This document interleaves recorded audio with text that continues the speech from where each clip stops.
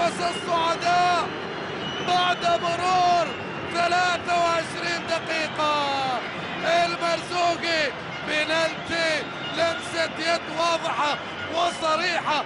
المرزوقي عبد الله المرزوقي كان يرغب بتهيئة الكرة اليد اليسرى لبلال محمد، رغم أنه معطيه ظهره.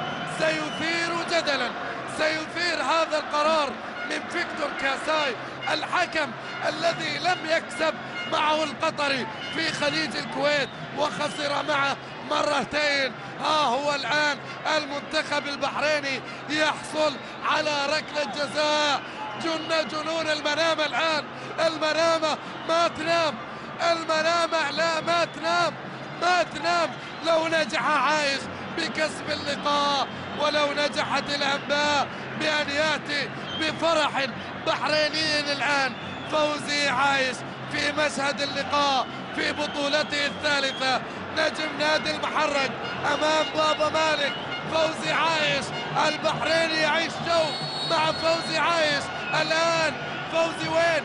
فوزي يمين ولا شمال؟ بابا مالك. فوزي جول، جول. ما تغلبونه، ما تغلبونه. فوزي عايش في الجو الآن. عايش البحريني، عايش البحريني في جو التقدم عن طريق ركلة جزاء. بابا مالك في الصورة وعايش وين حط الكورة؟